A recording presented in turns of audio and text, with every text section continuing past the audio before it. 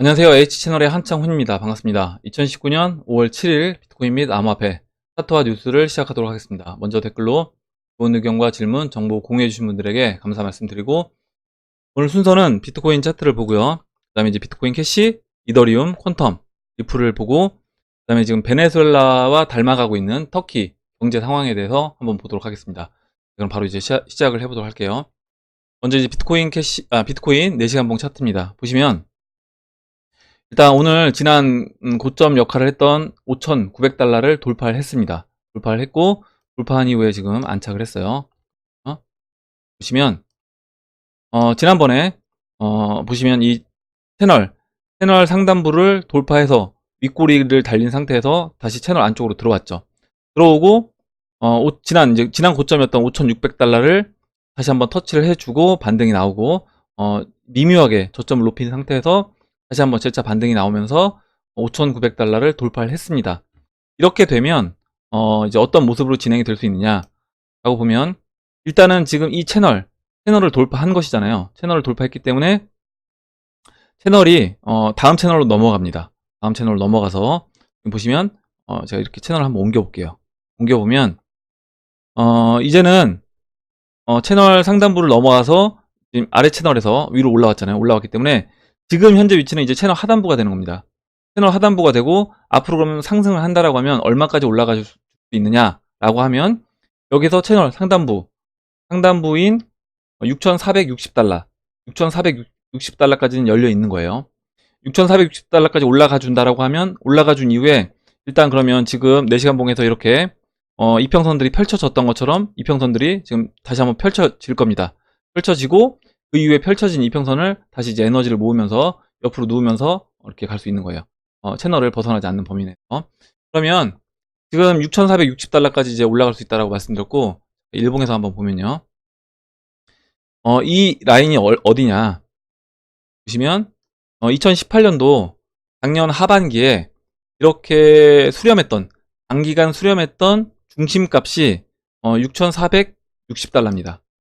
6,460달러. 그래서 현재 위치에서 채널 상단부까지 올라와 준다라고 하면 이 6,460달러 이 저항도 있고요. 그래서 이 정도에서는 일단 이 정도까지는 단기 목표치를 보고 올라갈 수 있으나, 여기서 바로 6,460달러를 넘기보다는 여기서는 조정을 보이긴 할 건데, 그 조정이 우리가 이제 얘기하는 뭐 30%, 20% 그 조정이 아니라, 제가 봤을 때는 여기서 이제 조정을 거친다라고 하더라도 지금 이와 같은 이 채널을 벗어나지 않는 그런 조정을 거칠 것이다. 그렇다라고 하면 6,460에서 많이 빠져야 이 채널 하단부니까 채널 하단부라고 하면 지금 자리쯤 되겠죠. 지금 자리까지 뭐 눌러줄 수 있는 것이고요.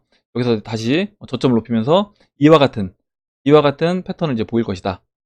그리고 6,460달러는 저는 이제 그런 식으로 하면서 넘어가 줄 거라고 봅니다. 넘어가주고, 오히려 이제 깊이 있는 조정은 언제 받을 것이냐, 제가 이따 잠시 뒤에 주봉에서 설명을 드리도록 할게요.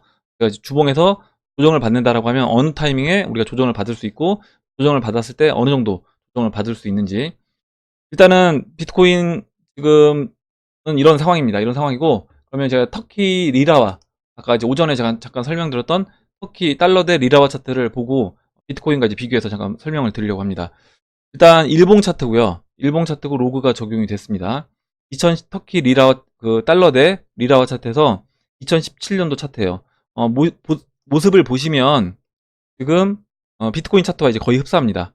2018년도 17년도 말 고점을 찍고 1년간 조정을 거쳤고요. 비트코인은 터키 달러 대 리라와는 1년은 아니고, 보시면 2017년도부터 17년도 8월까지 조정을 거쳤습니다. 그 이후에 이제 상승 흐름을 보였어요. 근데 여기서 이제 우리가 좀 주의 깊게 봐야 될 부분이 있는데, 뭐냐면 지금 여기 빨간색이 20일 이평선이고요. 이 초록색이 50일 이평선입니다. 그러면 비트코인으로 돌아가서 비트코인 주봉 차트를 보면, 지금 비트코인 주봉 차트가 지금 제가 20주, 50주 이평선이에요. 그러면 20주와 50주 이평선 이 모습과 터키 달러 대 리라와 모습이 물론 이제 정확하게 일치하진 않지만 뭐 비슷한 위치에 있다라고 보면, 조정을 언제 받았느냐, 일단은 이 22일평선과 52일평선이 골든 크로스가 난 이후에 나고 나서 한 이틀 뒤에 추가적으로 상승을 더 해주고 그 다음에 조정을 받았습니다. 이렇게. 그렇다라고 하면 만약에 비트코인이 올라간다, 상승을 해서 제가 지난번에 말씀드렸던 이 7,400달러 그리고 8,500달러 뭐 추가적으로 더 올라갈 수도 있어요. 단기적인 어떤 개인들의 포지션에 따라서 추가적으로 더 세력들을 올릴 수 있습니다. 터키 리라와 차트를 보면 그 올렸던 위치가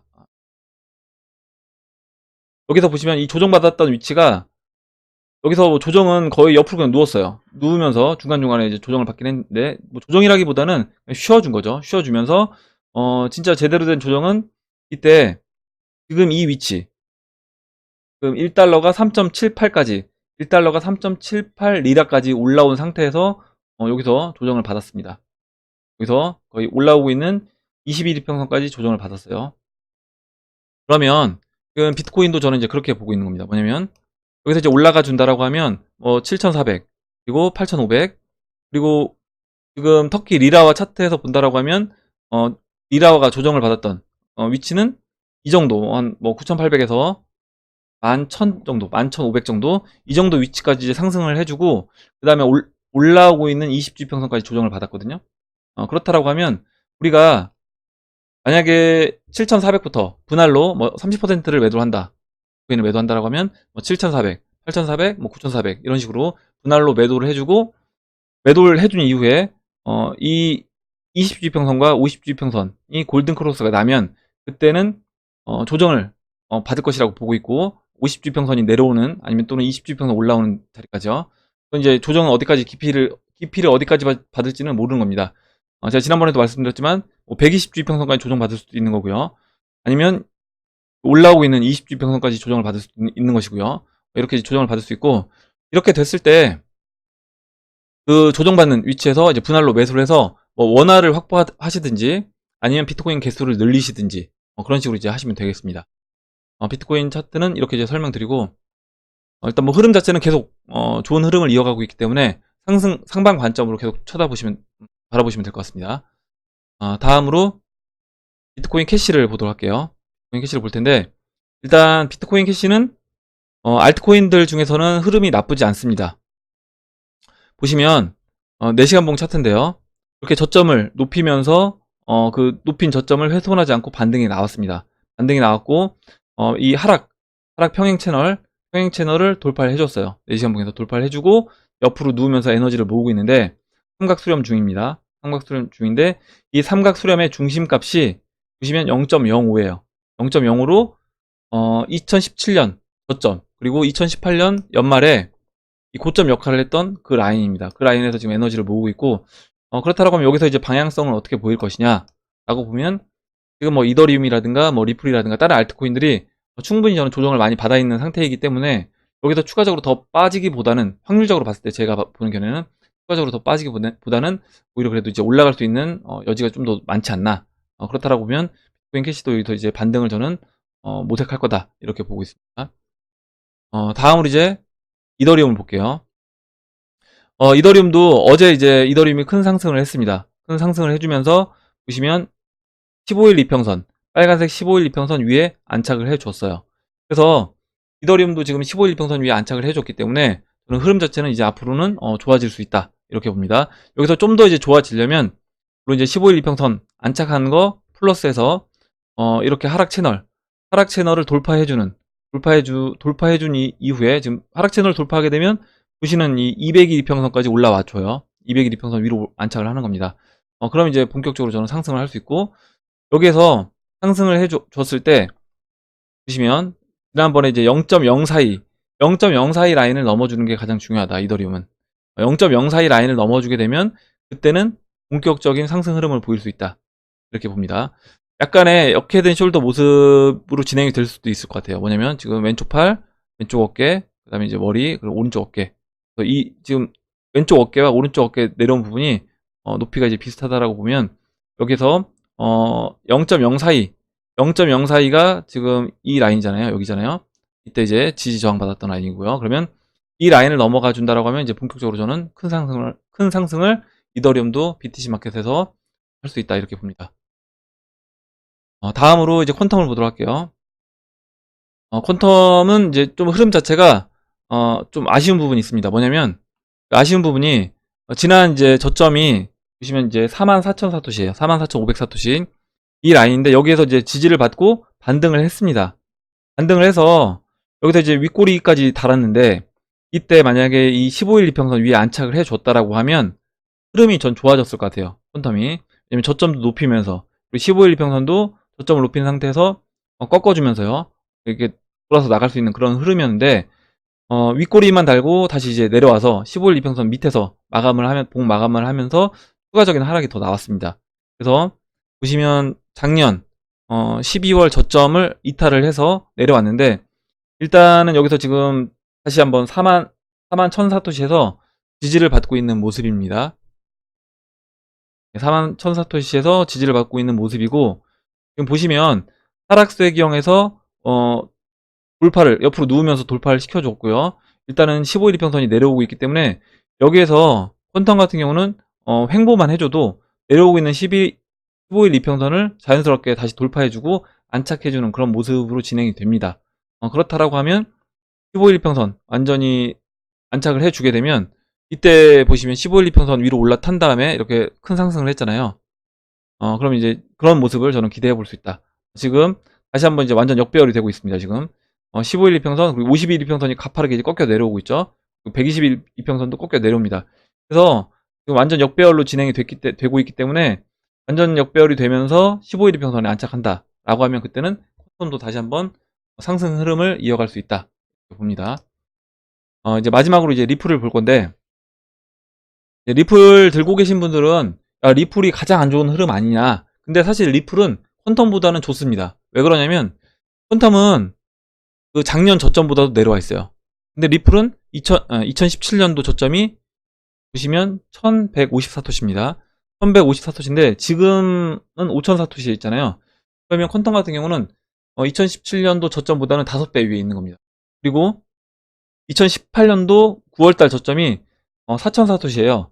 그래서 그 라인보다 물론 아직까지 완전히 15일 이평선 위로 넘어가 주지 못했기 때문에 아직 하락이 끝났다라고 이야기하긴 뭐하지만 일단은 하락이 이쯤에서 저는 이제 마무리 될 것으로 이제 보고 있습니다. 개인적으로는. 그러면 여기서 이제 하락이 어느 정도 마무리 된다라고 하면 저점도 높였다는 거죠.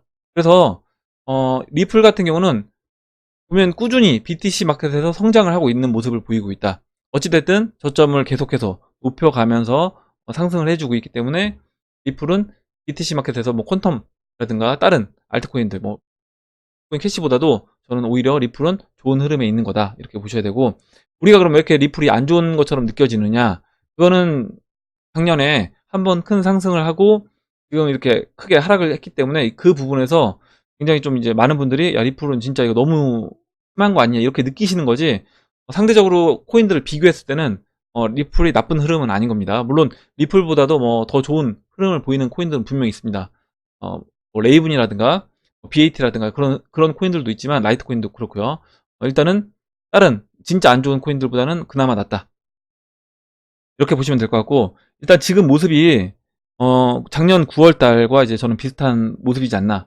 왜냐면 이 내려오고 있는 이 15일 이평선이 가파르게 내려오고 있습니다. 15일 이평선이 가파르게 내려오고 있는데 한번 15일 이평선까지 반등을 해주고 다시 한번 재차 눌러줬어요. 눌러주고 여기에서 이 라인을 추가적으로 훼손하지 않고 일단 옆으로 눕고 있습니다. 그렇다라고 하면 지금 이때 보시면 한번 크게 반등 나와서 15일 평선까지 터치를 해주고요. 그 다음에 다시 한번 눌러줬죠.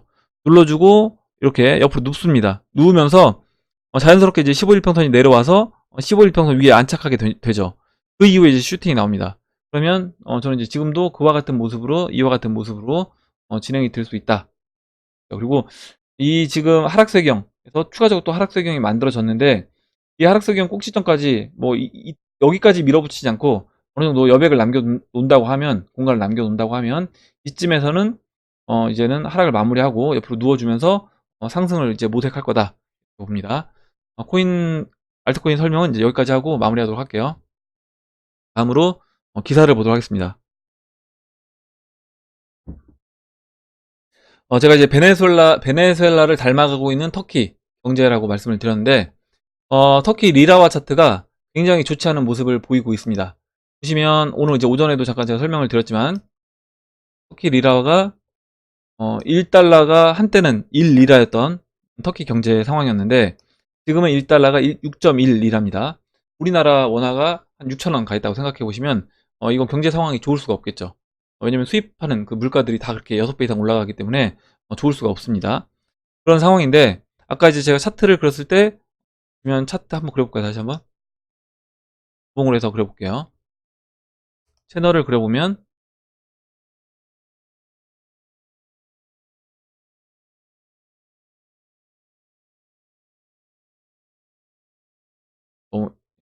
까지 나와서 2008년도부터 채널을 이제 그려보겠습니다.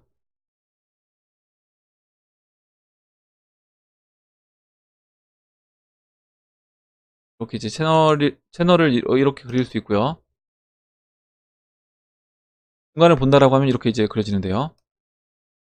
일단 터키가 베네수엘라를 닮아가고 있다. 제가 이제 말씀을 드렸는데 그런 이유가 뭐냐면 일단 환율 부분에서 이렇게 채널을 높여가고 있습니다. 채널을 높여가고 있고 제가 오늘 오전에 말씀드렸던 것처럼 만약에 지금 현재 채널 상단부인 7.7 리라를 넘어가게 되면 그때는 정말 이제 베네수엘라처럼 그런 급등하는 모습을 보일 수 있고, 여러 가지 면에서 베네수엘라를 닮아가고 있습니다. 여러 가지 면에서. 이런 상황에서 또 주식시장은 2008년도를 기준으로 해서 많이 올랐어요. 주식시장은 만약에 환율이 이와 같은 모습을 보인다라고 하면 주식시장이 좋지 않은 모습을 보여야 되는데, 주식시장은 오히려 이제 큰 상승을 했습니다. 그런 부분도 이제 경제가 좋지 않다라는 걸 볼 수 있고요. 거기에 더해서 터키 지금 금리가 지금 24%까지 올라왔습니다. 24%. 터키 같은 경우는 금리를 이렇게 올릴 수밖에 없는 상황이죠. 왜냐면 외국인 자본들이 나가고 있기 때문에 어느 정도 조금이라도 외국인 자본을 이제 묶어두기 위해서 금리를 높일 수밖에 없는 상황이고, 이렇게 금리를 높이다 보니까 터키에서 이제 터키에서 뭔가 경제 활동을 하고 있는 기업인들 입장에서는 이런 이자 부분 때문에 이제 어떻게 보면 이중고를 겪고 있다. 거기에 더해서 지금 터키 같은 경우 GDP의 3분의 1 정도가 외화 부채라고 했습니다. 그러면 그 부분에서 그 빚이 앉은 자리에서 계속 늘어나고 있는 상황인 거예요. 왜냐면 달러가 계속 강세로 가고 있기 때문에 앉은 자리에서 그 외화 빚이 계속해서 증가를 하고 있다. 이렇게 보시면 될 것 같습니다.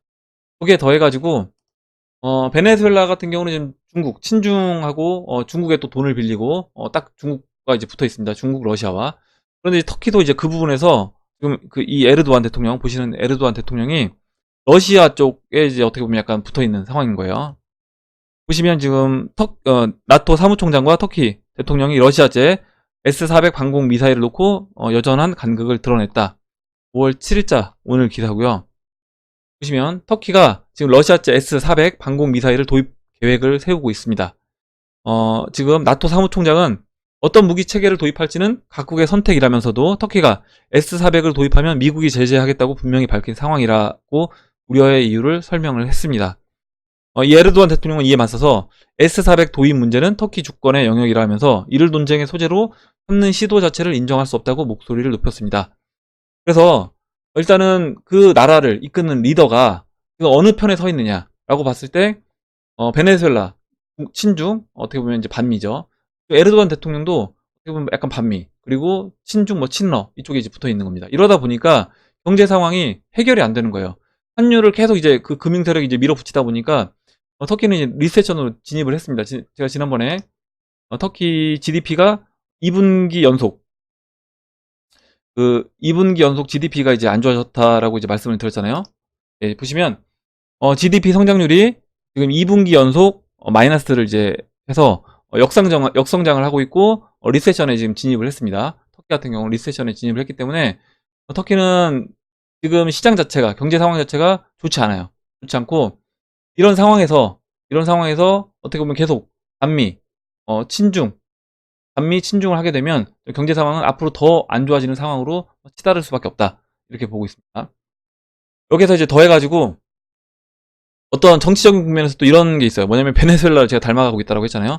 베네수엘라가 지난번에 이제 마두로 대통령이 다시 한번 선거를 했는데 자기가 본인이 당선이 됐습니다.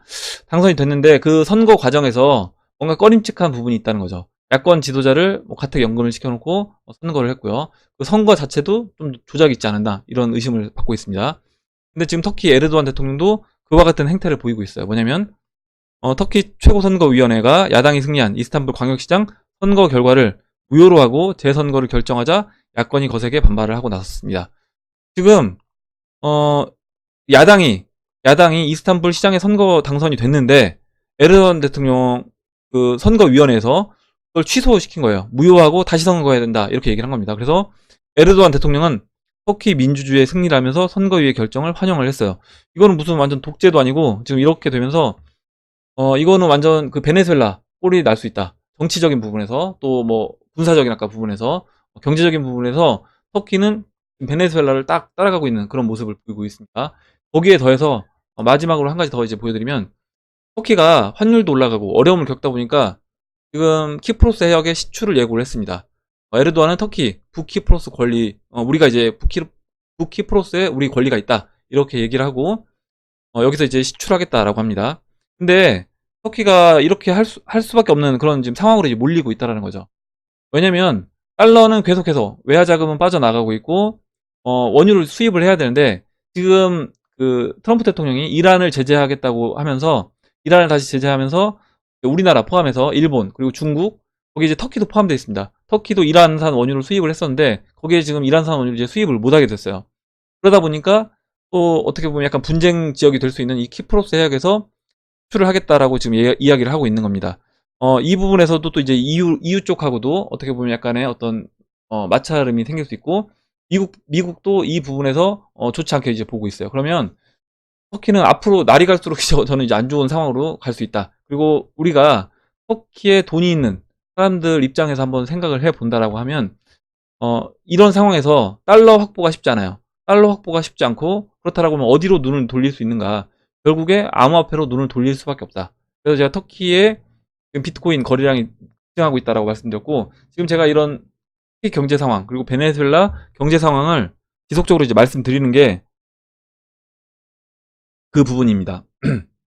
뭐냐면 이렇게 환율에서 어려움을 겪고 있고 국가 자체가 미국에 반대를 하고 있는 반미 성향을 그 국가의 지도자가 반미 성향을 보이고 있는 그런 국가들이 환율에서 어려움을 겪으면서 그 나라의 국민들 중에서도 돈이 있는 사람들이겠죠. 돈이 있는 그런 기득권층들이 달러라든가 그런 금이라든가 이런 부분에서 확보가 제대로 안 되다 보니까 비트코인 쪽으로 눈을 돌려서 비트코인을 확보하려고 한다. 그래서 지금 보시면 터키 쪽에서 리라화로 인한 그 비트코인 거래량이 늘어났습니다. 지난번에는 이제 그 어디였죠? 브라질 헤아라가 3위까지 올라왔었는데 지금 보시는 것처럼 터키 리라화가 최근에 이제 많이 올라오면서 5위까지 올라왔어요. 5위까지. 물론 이제 퍼센티지는 0.63%밖에 얼마 되진 않지만 워낙 지금 보시면 이제 51% 달러와 엔화가 거의 뭐 대부분 94%를 차지합니다. 94%를 차지하고 나머지 뭐 원화, 유로와 이렇게 얼마 되지 않는 1.8%, 1.25% 이렇게 차지하고 있기 때문에 뭐 나머지 국가들은 큰 부분은 아니긴 하지만 어찌됐든 터키가 최근에 이렇게 올라왔습니다. 이런 걸 본다라고 하면 앞으로 환율에서 각국의 어떤 환율 부분에서 강달러로 인해서 어려움을 겪고 있는 나라들 같은 경우는 그 나라에 돈 있는 사람들이 앞으로 이제 비트코인 쪽에 시장에 눈을 돌릴 수밖에 없고 비트코인을 찾는 수요는 추가적으로 계속 증가할 것이다. 이렇게 보고 있습니다.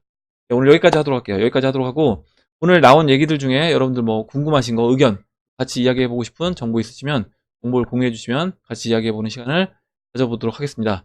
네, 그럼 이상으로 영상을 마치도록 하고 영상이 도움이 되셨다면 좋아요와 구독 버튼 그리고 알림종 버튼을 눌러주세요. 감사합니다.